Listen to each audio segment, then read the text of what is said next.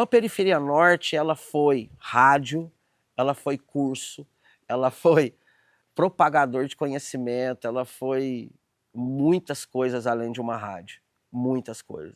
Um ponto de encontro, um aquilombamento cultural.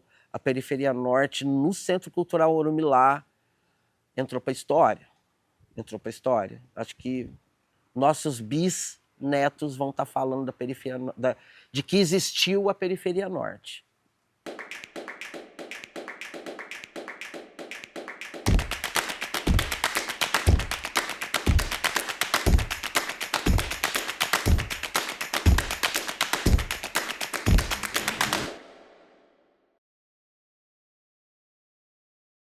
Salve pra quem é de salve, axé pra quem é de axé, Rádio Orumilá.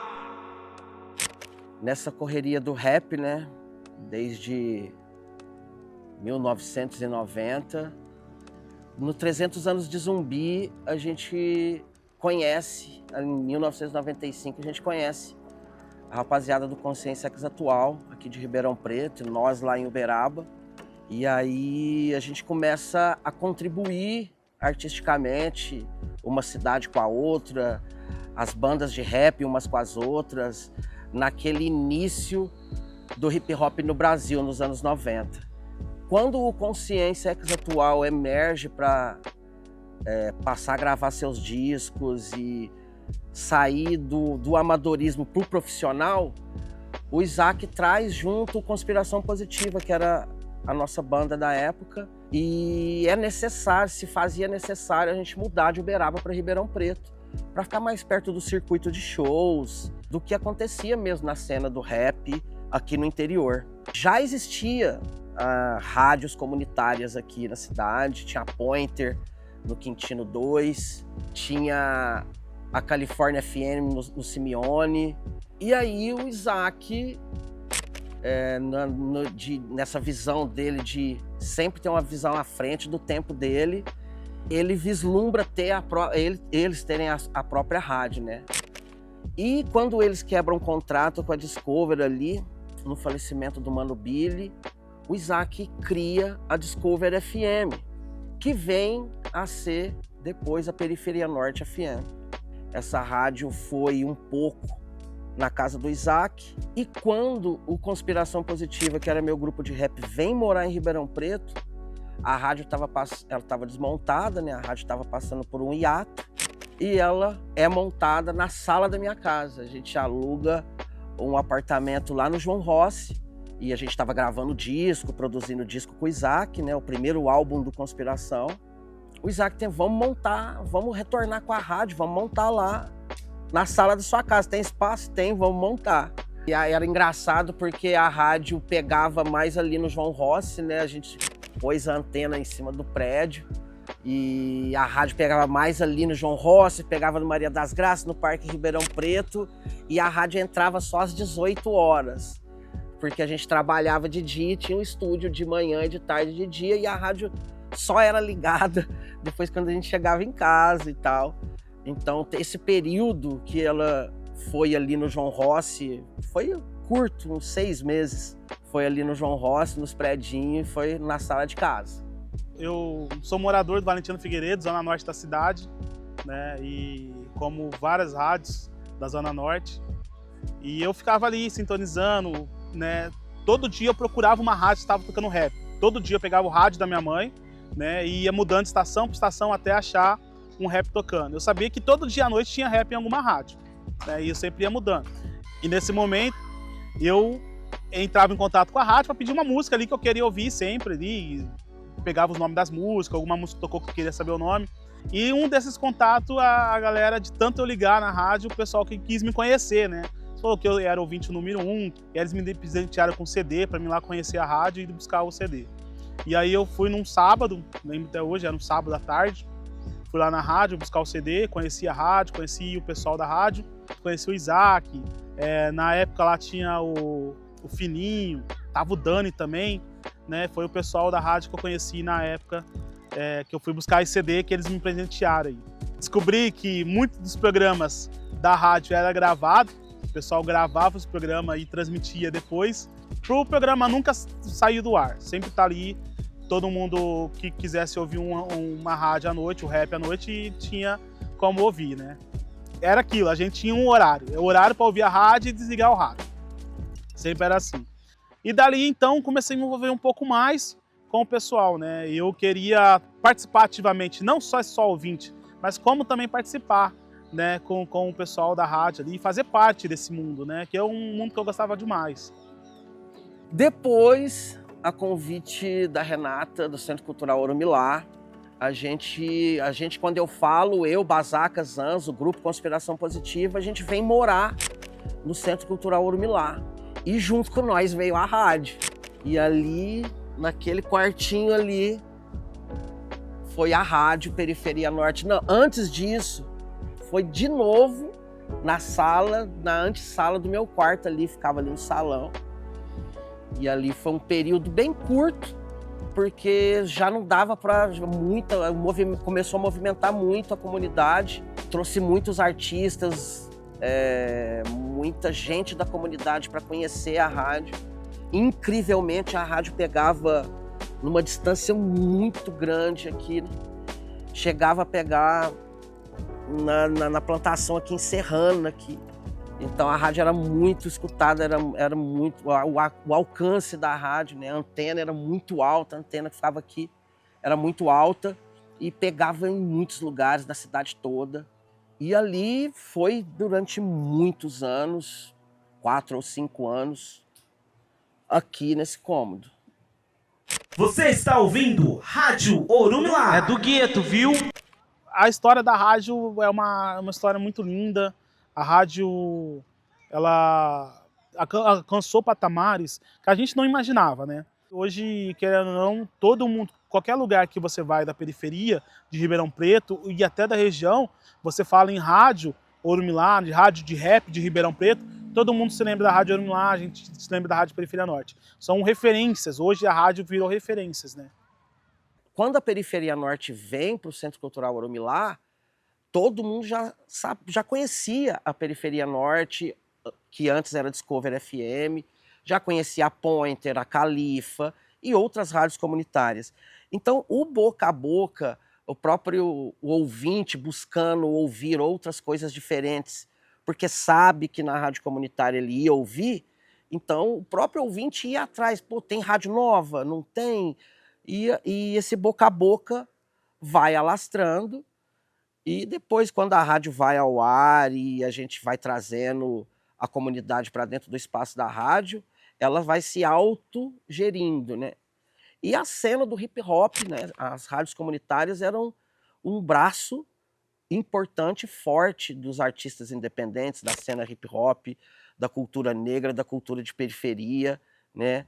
Da cultura popular. As rádios comunitárias era a grande janela para várias manifestações culturais, periféricas, que emanavam do povo, né, da comunidade, né?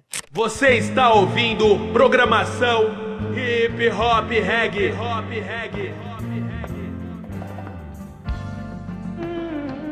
Bom, as rádios comunitárias, elas têm essa característica de nascer dentro do hip hop. As rádios comunitárias nascem do movimento hip hop. Os radialistas comunitários, né, o pessoal que aprendeu a fazer rádio, a fazer locução, a programar, basicamente eram rappers, DJs, b-boys, grafiteiros. Nós estávamos aprendendo a fazer hip hop, a fazer rap, a compor.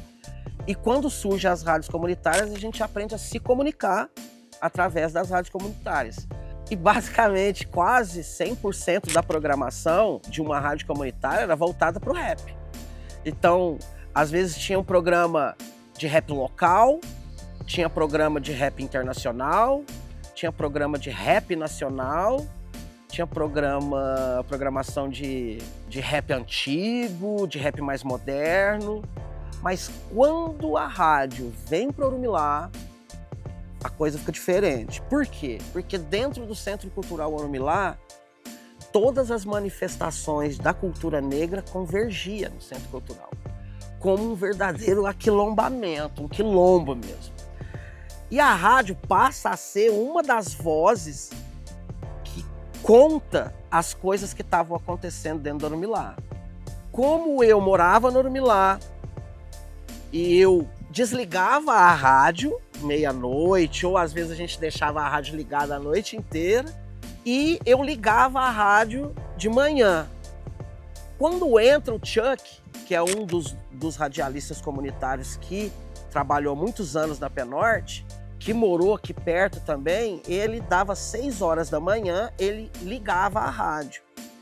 E a mãe Neide sempre dizia, o portão do Centro Cultural Orumilá, ele não fecha, né? Tinha essa máxima entre a gente. Então, os radialistas, eles chegavam, abriam o portão, transitavam por esse corredor, entrava na rádio e ali a programação rolava das 6 da manhã à meia-noite, 1 da manhã, 2 talvez. Às vezes eu fechava a rádio, às vezes eu ficava na rádio até um pouco mais. Quando o Chuck, ele passou, tinha ocasiões que o Chuck virava à noite aqui na rádio. E tinha programação de capoeira, de reggae, de pontos de candomblé, de programas de rap, tinha todos os estilos de rap possíveis, tinha uma programação específica, tinha programa de debate político, tinha programa de samba, de pagode, né? Tinha programa só de samba, só de pagode. Enfim, a rádio era, quando chega no Orumilá, a rádio ganha um leque, a programação ganha um leque muito diverso, mas todo voltado para a musicalidade negra, para a música de periferia, para a música do gueto.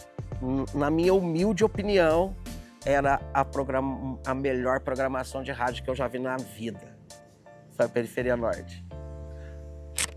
Rádio Orumilá, levando a África até você.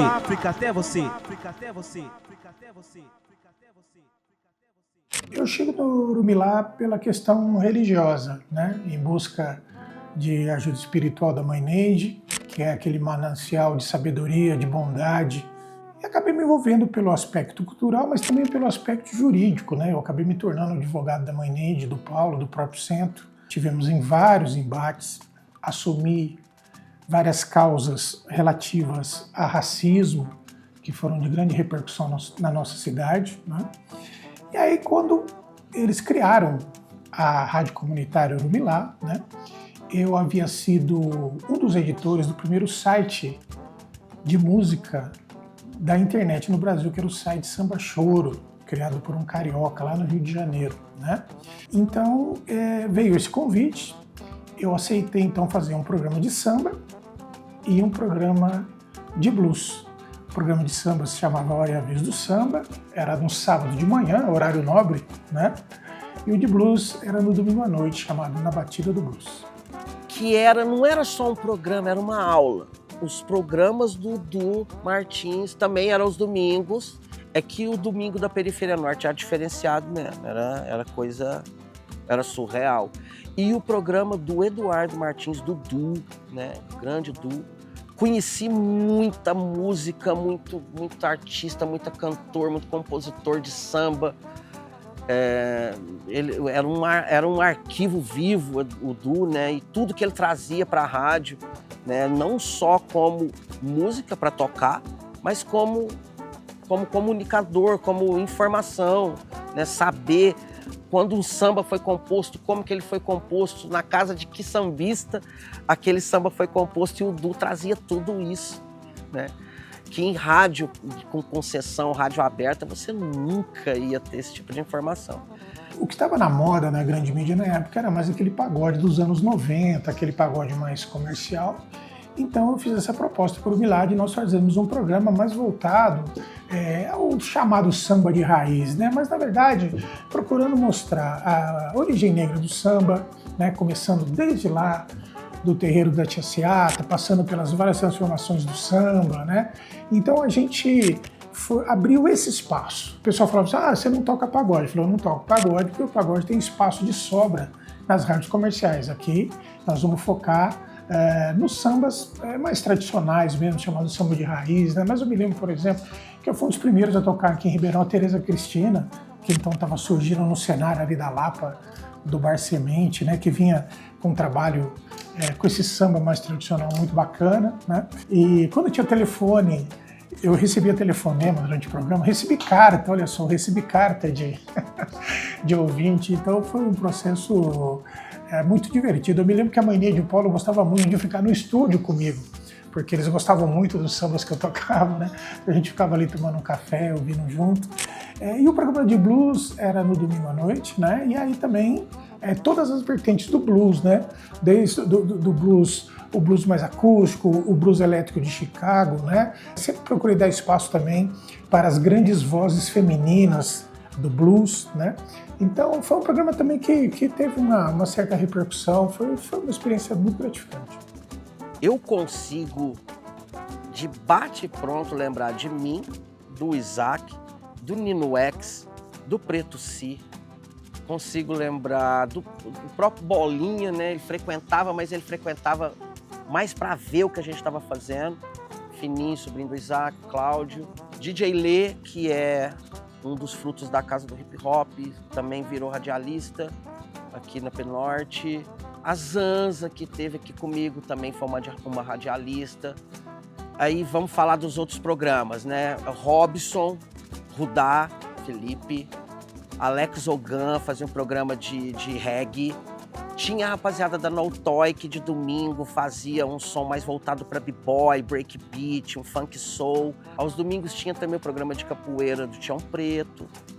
Tinha o Soró Dudu, que era com o Pedro Paulo e com o Pai Paulo. Né? Era o programa que abria amanhã de domingo e se conectava com a Hora da Capoeira, com o Mestre Tião. E aí esse programa, o Soró Dudu virava o programa Hora da Capoeira e aí ia rasgando a tarde adentro. E aí a rapaziada do hip hop pegava mais à tarde, mas aí já virava outra coisa, né? As tardes da periferia norte era de domingo, era surreal, né? Todo ano a gente divulgava o samba enredo feito nas comunidades, nas escolas de samba. Nós levávamos os autores do samba enredo para entrevistar, nós levávamos os carnavalescos, né, para mostrar a concepção do desfile dos bambas, da Embaixadores dos Campos Elíseos, e toda essa movimentação da rádio ajudou a valorizar muito as escolas de samba naquele momento, o trabalho de toda essa comunidade também que se circulava ali em torno do carnaval, né? O carnaval de Ribeirão Preto sempre foi tratado com um certo desprezo, um preconceito imenso, né? Mas eu me lembro que o público que ia na Pascoal INEC era um pouco de 10, 11 mil pessoas, né? Um pouco maior que os jogos do Botafogo do Comercial, por exemplo, né? Só para ficar no outro aspecto da cidade, né? Então acho que a rádio ela deu visibilidade a uma cultura popular que não tinha espaço nas rádios tradicionais e nem nas mídias tradicionais. Era impressionante, impressionante, impressionante. Podia tanto voltar. Toma aqui bolinha de segunda, quarta e sexta-feira, a partir das 20 horas. Eu tenho a programação Periferia é Periferia. Espero você lá, hein? Sou o príncipe do que sobe, desce, sobe a ladeira. E aí eu tava lá na rádio, né, participando ativamente, e sempre, assim, como ouvinte, né, assistindo o programa, mas estava ali assistindo ao vivo, né. E dali acabei conhecendo o Chuck, DJ Chuck também, que fez parte da rádio, e ele me chamou para me participar no programa dele, só que o programa dele era de manhã. Ele começava às 7 horas da manhã na rádio. Ele tocava um charme, brasileirada e assim seguia a programação dele. E aí eu aceitei o convite, mas era para mim atender telefone, anotar pedidos das pessoas que ligavam. Teve uma vez que o Chuck não pôde ir porque ele ficou doente. E aí ele falou: Bolinha, você consegue tocar as músicas aqui? Não precisa falar, só toca as músicas. Eu falei: consigo, né? E aí eu fui me empolgando, até que eu falei um bom dia, primeiro dia. Aí no outro dia ele não foi novamente e eu tava lá tocando as músicas. Tava tocando as músicas, aí já fui, falei o nome de uma música, todo errado, mas falei. E aí ele me ligou, ele falou: ó, não é pra você falar não, tá? É só pra você tocar música. E aí eu continuei tocando a música ali, aí deu horário, fui embora porque eu tinha que ir pra escola, naquela época eu estudava. O Chuck voltou pra rádio, né? E aí eu continuo acompanhando com ele ali. Aí sim ele me chamava para fazer umas participação com ele ao vivo, falar o nome de algum participante, né? Mandar um alô para alguém. E nisso eu já tinha espalhado pra galera da escola toda que eu fazia rádio, né? Então todo mundo já estava sintonizado ouvindo a rádio. E aí eu falava um A ali, quando chegava na escola, você não falou meu nome, não sei o quê. Aí no outro dia eu tinha que falar o nome do pessoal da escola. Era muito bacana, muito interessante. Aí teve uma outra situação também, que o Chuck não pôde ir. E aí sim, eu fiz praticamente um programa dele, né? Não foi todo o programa, mas eu falei algumas coisas no programa. E aí ele gostou, ele falou que eu tinha vocação para ser um locutor. E aí praticamente ele me ingressou dentro da rádio. Só que aí eu fazia o programa junto com ele.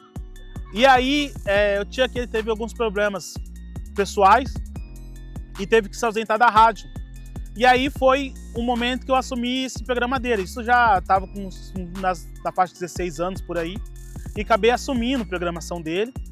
A partir da rádio, o Bolinha se torna o Bolinha. Um dos DJ mais proeminentes da cidade, cara. É coisa de louco, cara. É coisa surreal, velho. O Bolinha, ele é o maior fruto da Periferia Norte, eu acho. Eu acho que ele é o, assim, se fosse para tirar alguém, para falar assim, qual foi o maior prêmio que a Periferia Norte teve em toda a história dela? O DJ Bolinha. Eu colocaria assim, eu colocaria isso. Eu acho. Foi um momento que, assim, foi muito importante para mim, porque o pai Paulo, na época, ele me chamou e me deu a rádio praticamente para me tomar conta. E isso foi bem interessante, porque a rádio passou de ser Periferia Norte para a Rádio Orumilá. E mudamos a sintonia da rádio também na época, né? Porque a rádio era 101.1 e aí foi para 105.1. A FM que você ouve, 105,5. Foi uma responsabilidade muito grande, né? Da minha vida, da minha pessoa, porque eu tive que montar uma grade de programação da rádio da semana toda, né? Então era desde manhã, tarde e noite, com as atividades da rádio funcionando. E a rádio no Centro Cultural Orumilá era muito importante porque, assim, não tinha só eu tomando conta da rádio. Aí tinha o Léo Zotto também, ele tinha programação, a última programação da rádio. Porque, na verdade, a rádio, ela funcionava 24 horas tocando música, mas em si a programação de pessoas era até a meia-noite ali, que é o Léo que fazia até a meia-noite e depois encerrava a programação da rádio, a rádio continuava tocando música ali 24 horas.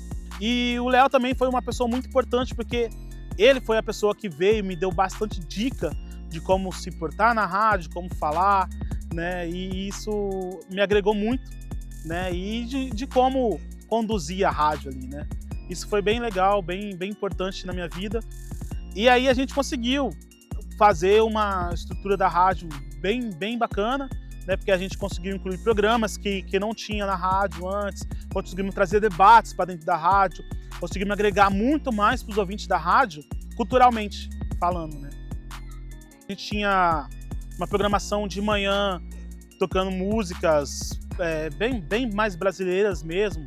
Aí depois eu tinha um programa de rap, que eu começava por volta ali do meio-dia, o horário de almoço. Eu falei, eu preciso fazer um rap no horário do almoço, que muita gente pede. Falou, não tem rap à tarde? Eu falei, vai ter um rap à tarde.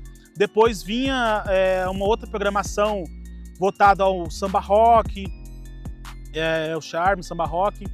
Aí depois tinha uma programação de reggae.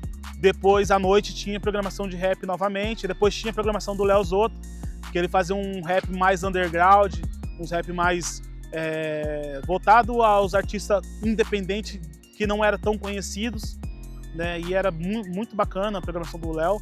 Teve muitas músicas que a gente incorporou aí na programação toda e a galera curtiu demais, os ouvintes curtiu, ligava pedindo na rádio. Isso era muito bacana.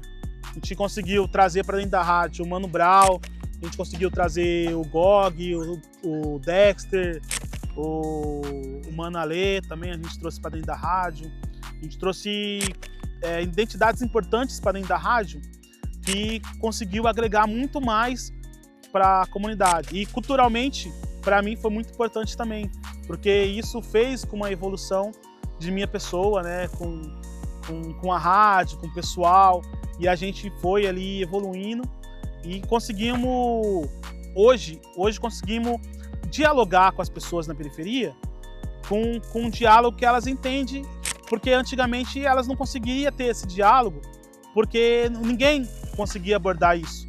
Na verdade, lugar nenhum abordava isso. E a Rádio Orumilá veio abordando esses diálogos e hoje a periferia consegue dialogar, consegue lembrar, eu ouvi isso na rádio uma vez, né? Isso é muito importante. Sintonize 105,5 é do gueto, viu? A diferença de uma rádio comunitária para uma rádio aberta com concessão é o alcance, né? A estrutura que uma rádio comunitária vai ter, né? Assim, geralmente uma rádio comunitária é feita da comunidade para a comunidade. As primeiras experiências de rádio comunitária em BH ou no Rio de Janeiro, na favela da Rocinha, ou no Rio de Janeiro, que é a Rádio Favela, que a gente tem historicamente como a primeira rádio comunitária do Brasil, não sei se é, mas a gente tem isso, né? É feito no morro, da comunidade para a comunidade, e ela tem essa característica de pegar só na comunidade. É uma rádio de curto alcance, né? Tecnicamente falando, os transmissores são menos potentes do que os grandes transmissores de grandes rádios, né? E a própria grade de programação de uma rádio comunitária é falar do pequeno comerciante, falar do artista independente, tocar o lado B das músicas, dos discos, que numa rádio comercial não tem espaço, até porque na rádio comercial tem o jabá. Na rádio comunitária não tem o jabá. A rádio comunitária ela sobrevive da comunidade, dos radialistas comunitários que abraçam por amor esse movimento, né? Eu lembro que a gente balançou com a Secretaria de Cultura da cidade, porque a gente cobrava muito. A rádio tinha uma voz muito abrangente, muitos líderes comunitários, pessoas de luta que trabalharam e lutaram em prol de melhorias, de políticas públicas para a cidade de Ribeirão Preto, para as comunidades periféricas, se encontravam na rádio e tinha voz na rádio. E a rádio comunitária servia para isso também, para dar voz, para uma voz política e social também. Não era só o entretenimento pelo entretenimento. A rádio comunitária também tem esse viés de ser um instrumento de luta, um instrumento de resistência e de ser a voz de quem não tinha voz em microfones convencionais e institucionais. E isso trouxe perseguições para a rádio, tentativas de fechamento, denúncias, né, denúncias infundadas, denúncias de que estávamos irregulares, né, de que a gente funcionava irregularmente. E a gente mexeu com a estrutura de grandes corporações de rádios da cidade, onde nós interferíamos na programação das rádios grandes. Então a gente começou a mexer com a vaidade das grandes rádios da cidade, e grandes rádios da cidade passaram a perseguir a periferia norte. Tanto que eles tentaram, né, falar que nós éramos rádios piratas, né? Mas aí rapidamente toda essa comunidade de rádios comunitárias, né, nós adotamos esse nome e é realmente o significado de uma rádio comunitária, né, uma rádio independente. Às vezes a rádio chamava, né, 101,1 Periferia Norte, e às vezes eu recebia retorno de gente que estava muito longe da Periferia Norte, escutando o programa lá no centro, lá na Zona Sul, na Zona Oeste, né? Então, a rádio realmente chegou num ponto que ela começou a incomodar um pouco, porque ela começou a ter a audiência, né? E porque ela passou a ser realmente um diferencial na programação, né? Tocava-se coisas que não se tocava nas outras rádios comerciais, né? Que era tudo eram segmentos, caixinhas assim, né? Voltadas mais para o aspecto comercial. Sempre ia alguém lá tentando parar a rádio, mas não conseguia, porque a gente estava ali fazendo um trabalho lindo, fazendo um trabalho para a comunidade, para a periferia. E a rádio funcionou assim. No primeiro momento, obteve-se uma autorização judicial através de uma liminar, porque o pai Paulo estava batalhando uma concessão de rádio comunitária, né, lá em Brasília. E enquanto houve ali mesmo nesse momento de autorização judicial, começou a ter realmente assim, como eu disse, a audiência da rádio e a qualidade da rádio começou a incomodar, né? Então realmente começou a ter batidas na rádio de agentes da Anatel junto com a polícia, né? Então teve momentos assim realmente de grande tensão, né? Até o momento que se entendeu que estava tendo muita dificuldade de se conseguir lá a concessão, né? A questão da liminar também expirou. Eu acho que ali a direção do Orumilá achou melhor então encerrar, né? Então foi realmente assim, foram anos de resistência mesmo, de resistência cultural, né? E veja você, né? O caldeirão cultural que é o Orumilá, né? Reúne um rapper como o Léo Zotto, né? Um DJ como o Bolinha, um advogado, professores, né? Esse é o caldeirão efervescente que é o Orumilá, que sempre marcou essa cidade, né? E a rádio foi um momento realmente único, um momento de coragem nossa mesmo, de fazer, né? De resistir até onde a gente pôde. Depois, infelizmente, como a concessão não veio, né? A rádio acabou sendo fechada e a gente seguindo por outros caminhos nessa resistência cultural. Depois, quando a rádio sobrevive, quando ela sai do Orumilá, ela sobrevive mais um pouco, onde era o Estúdio Abracadabra, e já era em outro bairro, em outro lugar. Ali a rádio a gente já estava perdendo para a internet, né? Mas teve esse período complicado para a Penorte. Eu destacaria isso como algo que marcou pra gente, né? Rádio Orumilá, levando a África até você. Olhando para trás hoje, eu vejo que a Rádio Orumilá, essa nossa luta por uma concessão de rádio comunitária, essa discussão na justiça para poder funcionar ou não, acho que isso é o início de um movimento de democratização dos meios de comunicação, onde se buscava mesmo uma liberdade maior, né? Uma democratização mesmo, onde mais pessoas pudessem se expressar, onde mais formas artísticas, né, pudessem ter espaços, né? Eu acho que isso, as redes sociais, em que pese o lado ruim, né, em especial em manifestações de ódio e racismo, mas as redes sociais trouxeram essa democratização, né? Eu acho que a Rádio Orumilá é um primeiro movimento disso em Ribeirão, sabe? Essa busca, né? Eu acho que a herança da Rádio Orumilá, eu acho que fortaleceu o movimento do rap em Ribeirão. Acho que o trabalho do Isaac, o trabalho do Léo e tantos outros, né? Eu acho que a gente conseguiu formar uma geração de jovens mais interessados nesse samba mais tradicional, nesse samba de raiz, né? Um samba onde você agregue, né, valor cultural, né? Eu vejo hoje vários podcasts, né, vários canais no YouTube, é uma coisa que a gente não conseguia imaginar na época, né? Mas eu acho que o sentido histórico da Rádio Orumilá é esse, o início da busca pela democratização dos meios de comunicação. Não era necessário você ser um acadêmico ou ter feito uma faculdade de rádio e televisão, ter o seu DRT para você ser um radialista. A rádio comunitária proporcionou pessoas que gostavam de se comunicar, MCs, escritores, DJs, colecionadores, amantes de música e de informação e de cultura. Facilitou essa comunicação entre o ouvinte, as duas pontas entre um ouvinte e quem se comunica e quem entretém, né? Quem se propõe a propagar música, propagar cultura, arte e entretenimento. A comunicação, hoje, que eu noto em podcast, talvez, né, em programas voltados para batalhas de MCs, para se comunicar com pessoas mais jovens hoje, eu vejo que a liberdade de se comunicar. O legado é esse, é a facilidade de se comunicar.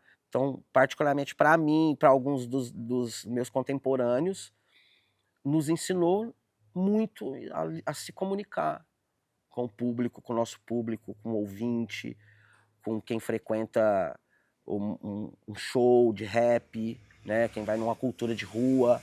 E hoje até quem se comunica com o público de uma batalha de MCs, que movimenta muito a cena urbana hoje, né? Então, esse é o legado assim, que eu consigo identificar. É isso, a linguagem.